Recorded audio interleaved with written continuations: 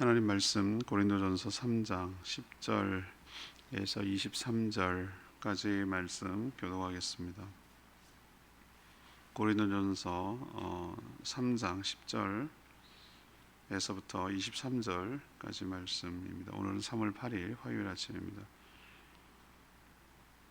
시작성경 266쪽입니다. 고린도전서 3장 10절에서 23절입니다. 내게 주신 하나님의 은혜를 따라 내가 지혜로운 건축자와 같이 터를 닦아두매 다른 이가 그 위에 세우나 그러나 각각 어떻게 그 위에 세울까를 조심할지니라. 이 닦아둔 것 외에 능히 다른 터를 닦아둘 자가 없으니 이 터는 곧 예수 그리스도라. 만일 누구든지 금이나 은이나 보석이나 나무나 풀이나 짚으로 이 터 위에 세우면 각 사람의 공적이 나타날 터인데 그날의 공적이 밝히리니 이는 불로 나타내고 그 불이 각 사람의 공적이 어떠한 것을 시험할 것임이라. 만일 누구든지 그 위에 세운 공적이 그대로 있으면 상을 받고 누구든지 그 공적이 불타면 해를 받으리니 그러나 자신은 구원을 받되 불 가운데서 받는 것 같으리라. 너희는 너희가 하나님의 성전인 것과 하나님의 성령이 너희 안에 계시는 것을 알지 못하느냐? 누구든지 하나님의 성전을 더럽히면 하나님이 그 사람을 멸하시리라. 하나님의 성전은 거룩하니 너희도 그러하니라. 아무도 자신을 속이지 말라. 너희 중에 누구든지 이 세상에서 지혜 있는 줄로 생각하거든 어리석은 자가 되라. 그리하여야 지혜로운 자가 되리라. 이 세상 지혜는 하나님께 어리석은 것이니 기록된 바 하나님은 지혜 있는 자들로 하여금 자기 꾀에 빠지게 하시느니라 하였고 또 주께서 지혜 있는 자들의 생각을 헛것으로 아신다 하셨느니라. 그런즉 누구든지 사람을 자랑하지 말라. 만물이 다 너희 것임이라. 바울이나 아볼로나 게바나 세계나 생명이나 사망이나 지금 것이나 장래 것이나 다 너희의 것이요 너희는 그리스도의 것이요 그리스도는 하나님의 것이니라. 아멘. 교회를 건축에 비유하자면 기초는 예수 그리스도입니다. 그 위에 다양한 재료로 건축하지만 불이 날 경우 타는 것들은 결국은 남지 않습니다. 성도는 하나님이 거하시는 성전이니 더럽히지 말고 거룩해 한다고 말합니다. 사람을 자랑하는 것은 세상의 지혜이며 자신을 속이는 일입니다. 하나님께서 자기 꾀에 빠지게 하셔서 헛것으로 만들 것이니 오히려 어리석은 자가 되라고 말하는 내용이 오늘 내용입니다. 오늘 질문은 건강한 교회를 세워가려면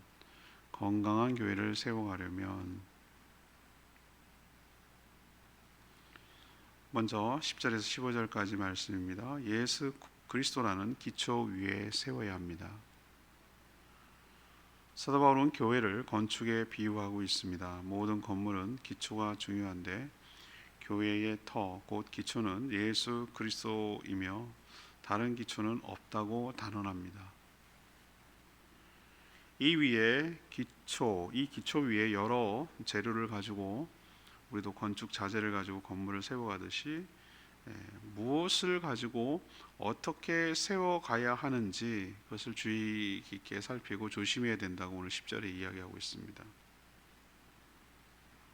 재료 중에는 금, 은, 보석 같은 것으로 세우는 자도 있고요.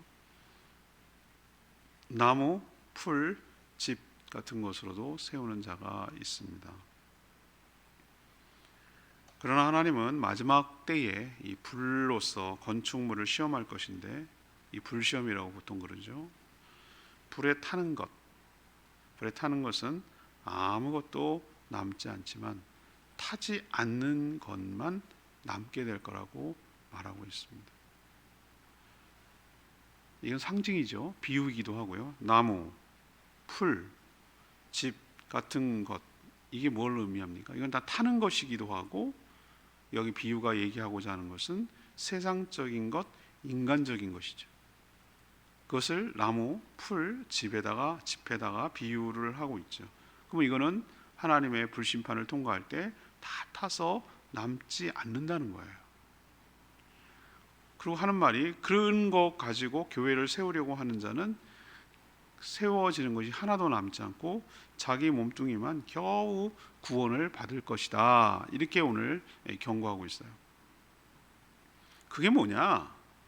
바로 사도 바울의 이런 주장이 하고자 하는 얘기는, 비유는 파당, 분파를 만들어서 분쟁을 일삼는 것, 이게 바로 나무나 짚이나 풀 같은 것으로 교회를 세우려고 하는 것과 다름이 없다. 그 얘기를 이런 비유를 통해서 지금 이야기하는 것이에요.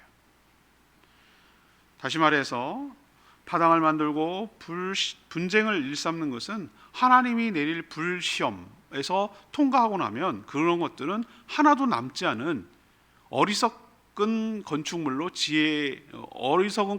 교회를 세우려는 것 같다. 타지 않는 것, 다시 말해서 금, 은, 보석, 이거는 왜 보석이라고 그러겠어요? 왜 귀하겠어요? 왜 그걸 귀금속이라고 말하겠어요? 왜 그걸 귀하게 여기겠어요? 안 타니까, 안 변하니까. 여러분, 금, 보석, 은 이런 거 바뀌는 거 봤습니까? 안 바뀌잖아요. 불타도 안 타잖아요. 남잖아요. 그래서 귀하게 여기는 것이잖아요. 그러니까 그런 것, 그러니까 파당과 분쟁을 일삼는 그런 것이 아니라 그리스도의 몸을 진리로 세워가는 것, 그리스도의 기초 위에 그 교회를 세워가는 것, 이것이 바로 끝까지 남는 교회라고 할 수 있고, 그럼 이걸 우리에게 뭘 가르쳐 줍니까? 지혜로운 건축자가 되어서 세상에 타버릴 그런 것 가지고 교회를 세워가는 것이 아니라 그리스도의 기초 위에 교회를 세워가는 것이 중요하다라는 것을 우리에게 가르쳐주고 있는 줄로 압니다. 두 번째, 그러면 건강한 교회를 세워가려면 어떻게 되는가? 16, 17절 말씀이에요. 성도는 성전이 거룩하게 살아가야 되는 것이죠. 이게 교회를 세우는 것과 뭐가 연관이 있는가? 아니, 성도들이 교회라니까요. 성도들의 공동체가 교회예요. 보세요. 한 세포 하나가, 예를 들면 어디에 무슨 암이 생겼어요. 그러면 그 부위에만 암 생긴 거고 다른 몸은 상관없는 겁니까? 아니죠. 어느 부위에 뭐 위암이 걸렸든 뭐가 걸렸든 그 부위는 곧 그 사람이란 말이죠. 그러니까 모든 세포들이 건강해야 그 몸이 건강한 거랑 똑같아요. 한 성도가 뭐여야 되는 거죠? 영적으로 건강해야, 그래 그 속한 교회가 건강한 거예요. 당시 사람들은요, 신전에 신들이 사는 거라고 생각했어요. 그래서 신전을 지었어요. 뭐 머리 갈 것도 없어요. 하나님께서도 그 성전을 짓도록 해가지고 거기에 머물러 있게 했어요. 모든 다 신을 섬기는 것은 신전이 있어요. 만신전 있잖아요. 파르테논 신전도 있고 만신전이 뭡니까? 혹시 비위 건드릴까봐 언급 안 하는 신이 있을까봐 만신전이라고 하는 것은 만 개의 신이란 뜻이 아니라 모든 신을 다 모시겠다, 그 뜻이에요. 그래서 건들지 않고 재앙을 안 받으려고 옛날 사람들이 머리를 쓴 거예요. 그게. 그러면 알지도 못하는 신, 그래요. 사도 바울이 아테네 가서 너희들이 알지 못하는 신도 섬기더라 보니까 만신전이죠. 그 안에 별신이 다 있으니까 내가 그걸 알려주마. 지금 그러면서 이제 이렇게 접근을 했던 기억이 나는데, 맞아요. 근데 사도 바울은 확 뒤집어 버려요. 그 개념, 그 신전의 개념을 바꿔 버려요. 그들은 건축물이라고 생각을 했어요. 건축물. 멋있게 금과 은 딱 지치라고 이렇게 하는 거. 근데 오늘 16절에 보세요. 사도 바울은 각 성도의 몸이 무엇이죠? 하나님의 성전이라고 확 바꿔버렸어요. 이건 굉장한, 우리는 지금 이걸 하도 많이 듣고 당연하게 생각을 하지만 당시로서는 이런 말이 굉장히 파격적이었단 말이에요. 당신은 건축물이 있어야 신전이라고 생각했어요. 근데 네 몸이 성전이래요. 깜짝 놀랄 만한 일이에요. 하나님은 영이시기 때문에 인간이 생각하는 것처럼 건축물에 가둘 수 있는 분이 아니에요. body, 우리의 몸이 하나님이 거하시는, 하나님의 영이 거하시는, 그 안에 거룩하신 하나님의 영, 성령이 거하시는 것이기 때문에 그 몸이 곧 하나님이 거하시는 성전이라고 말하는 것이에요. 화려하게 만든 건축물의 신이 있는 게 아니고 신이 있을 때 신전이라고 말하는 것처럼 하나님의 우리 안에 계시니 너희 몸이 곧 성전이라고 말하는 것이에요. 또 그런 성도들이 모여 공동체를 이룬 교회 역시 하나님이 거하시는 성전이죠. 왜 암이 생깁니까? 유전자 변이가 일어나서 반란을 일으키는 거예요. 반란을.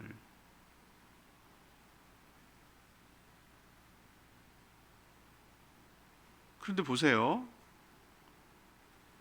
우리 몸 안에는 수조 개의 수천 개인가 이게 세포로 구성되어 있어요.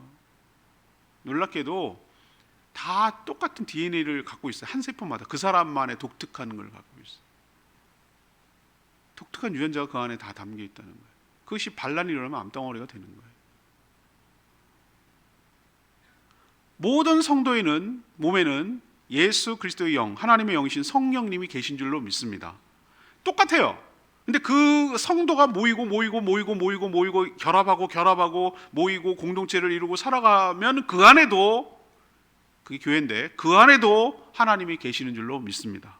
몸 세포 하나하나에도 다 똑같은 것이 있고 그것이 똑같은 세포로 구성된 몸이 구성되어 있는 곳에도 하나님이 계시고 각 성도에도 하나님이 계시고 그 성도들이 모여서 만든 공동체에도 하나님이 계신 줄로 믿습니다. 이게 바로 놀라운 비밀의 비결 같은 것이고 신비한 것이에요. 왜 이런 얘기를 계속 얘기하는 거죠? 성전이라는 걸 왜 이렇게 강조합니까? 하나님이 계신 성전을 뭐하지 말고 더럽히지 말고 항상 정결해야 한다라는 것을 강조하려고 이렇게 얘기하는 거예요. 성전을 더럽히는 자는 하나님께서 멸하실 것이다 라고 오늘 17절 누구든지라고 했어요. 누구든지 경고하고 있어요. 하나님의 성전이 거룩한 것처럼 모든 성도 역시 거룩하게 살아야 함을 이야기하는 겁니다. 사도 바울이 왜 이런 경고를 하는 걸까요? 맞아요. 파벌을 조성해서 서로 시기, 질투, 반목함으로 분쟁을 일으키는 행위가 바로 뭐 하는 것이라고요? 성전을 더럽히는 행위라는 거예요. 그것이 심판을 면하지 못한다. 더럽히면 심판을 받지 못한다. 면하지 못한다라고 경고하려고 이 얘기를 하는 거예요. 여러분, 거룩함을 도덕적으로만 여러분 생각해서는 곤란해요. 이 세상 사람들과 성경에서 말하는 거룩함이 달라요. 거룩함, 그러면 우리는 뭐 이렇게 세상 사람들 생각할 때 뭐 예를 들면 도둑질하지 말고 사람 때리지 않고 간음하지 않고 뭐 사기치지 않고 뭐 거짓말하지 않고 이런 도덕적인 윤리적인 관점에서 거룩함을 얘기하는 거 아니에요. 그거 아닙니다. 세상과 다른 점이라고 그래요. 세상과 다른 구별된 점이 있을 때 그걸 거룩함이라고 말하는 거예요.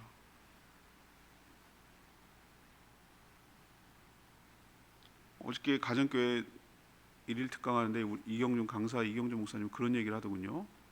너희는 이 세대를 본받지 말고 할 때 그 세대가 뭐냐는 거예요. 그 가치관을 말하는데 이 세대의 가치관은 뭐냐면 효용성을 따진대. 효율성. 우리 가성비라고 말하죠.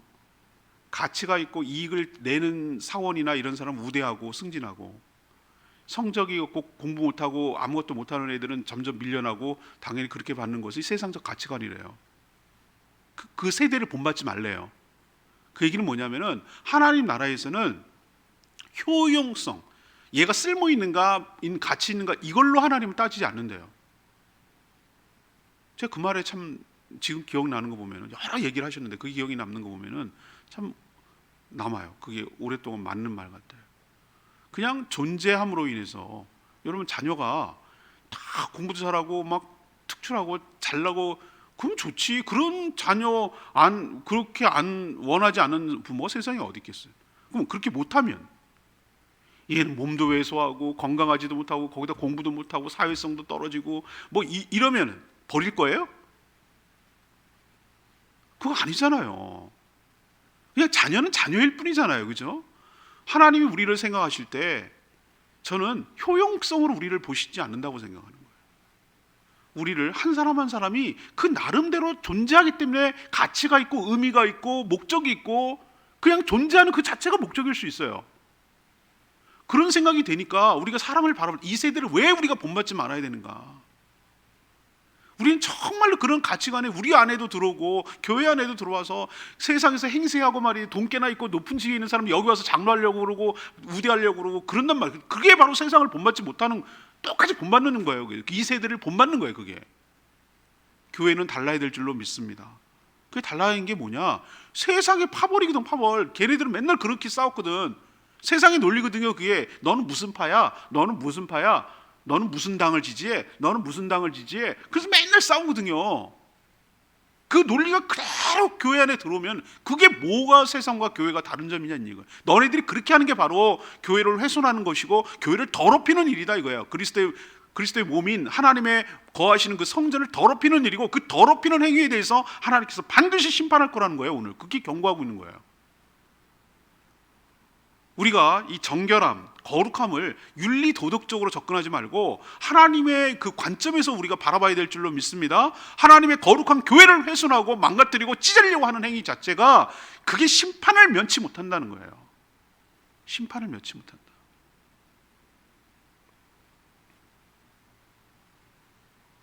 그러니 하나님의 거룩한 성전은 거룩하니 너희도 뭐하라?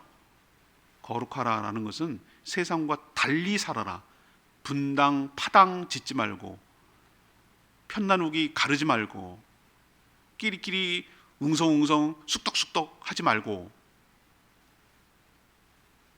교회를 나누고 편가르게 하고 반목하고 질시하는 거 하지 말고, 그게 얼마나 큰 죄악인지를 깨닫고 삼가 또 조심하고 또 조심하고 회개하고 돌이켜서 몸된 교회를 함께 같은 DNA, 앞에 얘기한 거죠.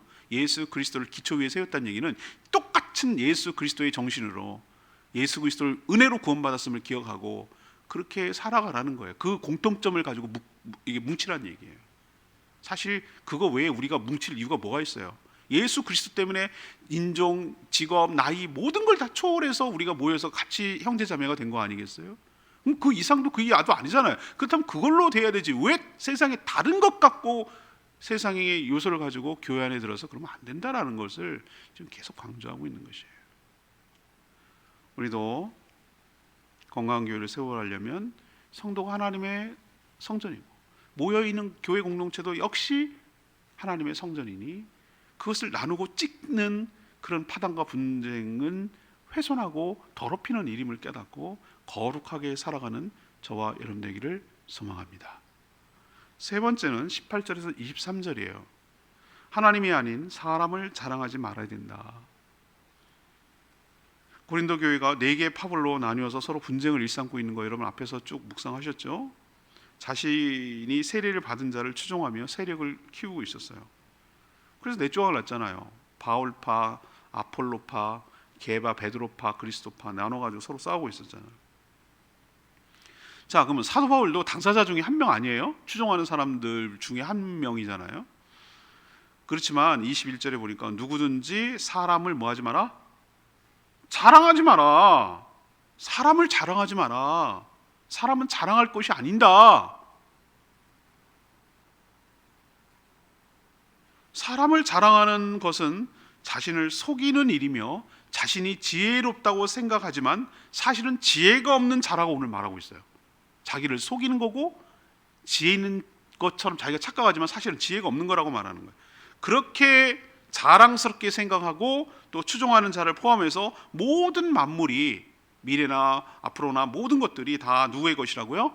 성도들의 것이며 성도는 그리스도의 것이며 그리스도는 뭐라고요? 하나님의 것이라는 거예요. 아니 극단적으로 생각해 봅시다. 바울파가 이겼어. 그래갖고 고린도 교회 다 장악해버렸어. 그러면 그 교회 것만 내 겁니까? 하나님은 그걸 다 포함해가지고 그렇게 배쳐가던 모든 파벌까지 다 포용하고 그 모든 만물까지 포용해서 그리스도의 것으로 삼으시고 그리스도는 하나님의 것이라고 말하는데 그러면 요것만 내 거 하고 저건 안 할 거예요 내 거? 그게 얼마나 유아기적인 사고방식이고 태도냐 말이죠. 하나님은 19절에 보면 자신을 지혜롭다고 생각하는 자들이 자기 꾀에 빠지게 만드셨다 라고 이게 욥기 5장 13절이거든요. 그걸 인용해서 지금 사도 바울이 말하고 있어요. 또 20절에는 시편 91편 11절에 나오는 말을 인용하거든요. 하나님이 지혜 있다고 생각하는 자들이 사실은 얼마나 헛되다라는 것을 하나님은 알고 계신다 라는 말로 인용하고 있어요. 21절.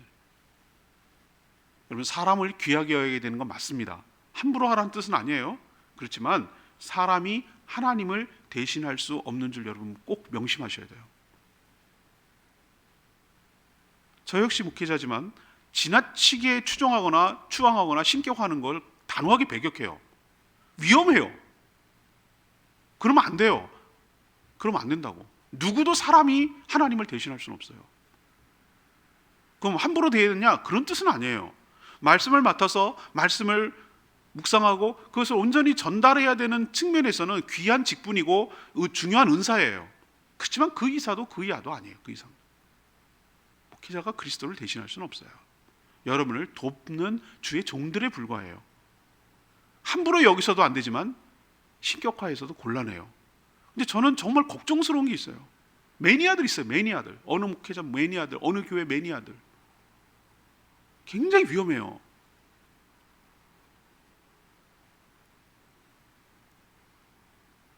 그거는 자기 자랑에 빠져가지고 자기 스스로를 속이는 일이라는 거 여러분 명심하시고, 삼가 조심하고 또 조심하는 저와 여러분 되기를 소망합니다. 그래서 저는 좀 표현이 모호합니다만 집사람은 저는 알고 있어요. 누구를 그렇게 푹 빠지지 않아요. 어떤 분은 특정 목회자에게 푹 빠져서 그것만 다 그냥 다 들으려고 이렇게 해요. 저는 미안하지만 가정교회 하지만 최영기 목사님을 그렇게 그다지 그렇게 생각하지 않아요. 한 시대에 귀하게 쓰인 건 맞아요. 그렇지만 그분이 교주처럼 대하거나 그렇게 해서는 안 된다고 저는 생각하는 사람이에요. 사람이 높임받는 것이 아니라 예수 그리스도가 높임받는 것이 바로 가는 것이고 건강한 교회임을 여러분 기억하시기를 바랍니다. 오늘 말씀 18절 말씀이에요. 레마의 말씀이 아무도 자신을 속이지 말라. 너희 중에 누구든지 이 세상에서 지혜 있는 줄로 생각하거든 어리석은 자가 되라. 그리하여야 지혜로운 자가 되리라. 역설이죠, 역설. 고린도 교회 성도들은 자신이 추종하는 세력이 더 많아지거나 강해지면 자신도 덩달아 더 높아지는 줄로 착각한단 말이에요. 이런 현상이 우리에게도 있습니다. 너 어느 교회 다녀? 나는 부산 수영로 교회 다녀. 얼마 모이는데 우리는 3만 명 모여. 그러면서 내가 그분을 폄하하는 거 아니에요? 그 교회도 폄하하는 거. 그분 참 좋은 목사님이에요. 말씀을 굉장히 잘하시더라고요. 그런데 여러분 기억하셔야 돼요. 자기의 신앙은 별로야. 살아가는 걸 보면 개차반처럼 살아요. 이 사람이 믿는 사람인지 안 믿는 사람인지 모를 정도로 구별이 안 돼. 근데 다만 내가 그 교회에 소속돼 가지고 나 교인이라는 것만 그 뭐하는 거죠? 자기가 포장하는 거죠. 그걸로 자긍심을 갖는 거죠. 내가 이 교회 다녀 라는 걸로 자기의 그 모든 것들을 커버하려고 하는 것이죠. 이런 뜻이에요. 이런 의미예요. 자랑하지 말라고. 그게 자기께에 빠지는 것이며 스스로를 속이는 일이라고 오늘 말하고 있어요. 하나님은 오히려 역설적으로 세상의 논리에 따르지 않는 사람, 어리석게 보이는 사람, 이 사람을 하나님께서는 지혜롭게 하신다고 말하는 것이에요. 큰 교회 가면 할 일이 없을 수도 있어요. 자기 역할 분담이 없어요. 미미해요. 그게 진짜 교회인지도 몰라. 옆에 있는 사람 주차 나오다가 서로 싸움되잖아요. 민망할 정도. 같은 교회인인 줄 알고 나중에 놀랐는데 그게 교회냐고요. 저는 아니라고 봅니다. 서로를 뭐로 알라. 근데 같은 교회 다닌대. 이건 아니라고 봐요. 이건 너무 커져버린 거예요. 적어도 저는 모든 성도들이 적어도 뭐 그렇게까지 친밀하진 않아도 안면이 있고 인사 정도 할 수 있는 그 정도 교회는 돼야 되는 거 아니에요? 목회자가 저 사람의 자녀가 누구고 뭐 하는 것인지에 대해서 딱 얼굴 보면 이름하고 뭐하고 이렇게 딱 알아야 되는 거 아니에요? 그 정도 사이즈여야 되지 그 이상 되는 거는 그거는 저는 어떤 면에서 건강한 공동체라고 생각 안 들어요. 그러니 세상 논리에 따르지 말고 오히려 어리석게 바보처럼 그렇게 살아가는 것이 역설적으로 지혜로운 일임을 여러분 기억하시기를 바랍니다. 오직 예수 그리스도만 믿고 높이는 자가 오히려 지혜로운 자예요. 사람이 아니라. 인간은 하나님의 지혜를 따라올 수 없음을 기억하고 오직 사람이 아닌 예수 그리스도만 높이며 믿고 살아가는 저희 모두가 되기를 원합니다. 오늘 교회론에 대해서 지금 이 고린도전서는 사실 교회론이에요. 교회론. 오늘 건강한 교회에 대해서 얘기를 해야 되는데, 첫 번째는 예수라는 기초 위에 세워야 된다. 이게 흔들리면 안 된다. 그리고 성도, 그리고 교회가 거룩하니 그 살아가는 방식도, 교회 생활하는 것도 거룩해야 된다. 분당 파당 안 된다. 하나님이 아닌 사람을 자랑하는 것, 교회를 나누고 찢는 행위고 어리석은 행위다. 예수 그리스도를 높이는, 자랑하는 그런 삶이야말로 건강한 교회를 세워가는 일이다. 여러분 기억하시고 이대로 살아가고 신앙생활하는 저희 모두가 되기를 원합니다. 찬양집 692장 692장 부르고 기도하겠습니다.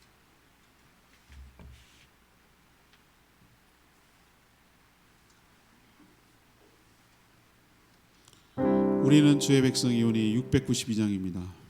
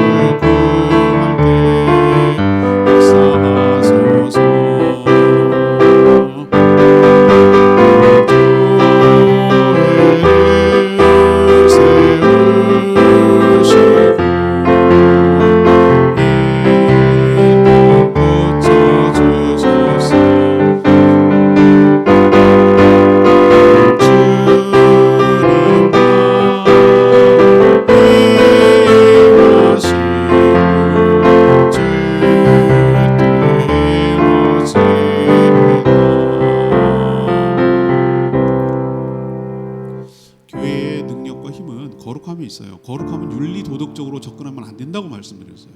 세태를 본받지 않고, 이 세대를 본받지 않고 세상의 가치관으로 우리가 똑같이 닮아가면 그건 교회 아니에요. 그건 구별함이 없는 것이에요. 거룩함이 없는 것이에요. 교회 안에 세상의 논리가 들어오지 않도록, 오히려 역설적이에요. 세상이 지혜롭다고 생각하는 것이 오히려 교회는 어리석고, 세상이 어리석다고 생각하는 것이 바로 하나님의 지혜인 줄로 믿습니다.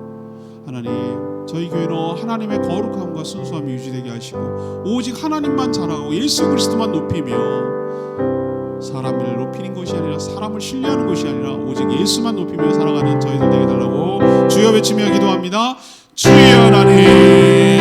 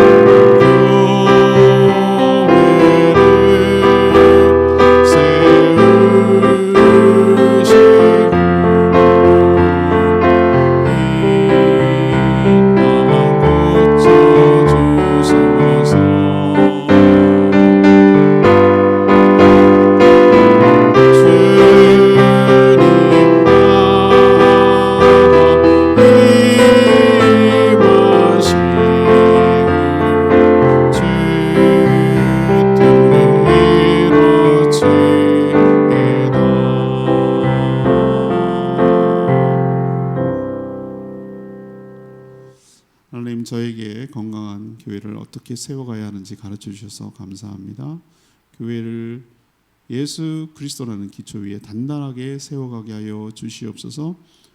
하나님이 내릴 불심판의 타버릴 그런 세상적인 것들로 교회를 세우지 않게 하여 주시고, 또 세상은 세력을 규합하여 상대를 누르면 우월할 것처럼 생각하지만 그것은 자기 스스로를 속이며 하나님께서 헛것으로 만드실 줄로 압니다. 사람에게 선한 것이 없으니 사람을 자랑하지 않게 하시고 오직 예수 그리스도만 자랑하는 저희들 되게 하여 주시옵소서. 오히려 예수님 안에서 어리석게 하여 주시옵소서. 오늘도 간구하는 모든 기도 주님께서 응답하여 주시고, 특별히 코로나 가운데 어려움을 당하지 않도록 안전하게 지켜 보호하여 주시고, 이 모든 어려움들이 속히 끝나도록 은혜를 베풀어 주시옵소서. 바라기는 내일 대통령 선거가 있는데 하나님의 뜻에 합당하고 부합한 자가 선택받아 이 나라를 잘 끌어갈 수 있도록 하나님께서 보살펴 주시고 인도하여 주시옵소서.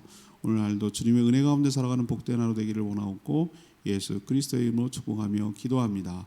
아멘. 오늘 하루도 주의 은혜 가운데 살기를 축복합니다. 코로나를 위해서 우리 성도들 안전하게 지켜달라고 기도 꼭 해주십시오. 기도하겠습니다.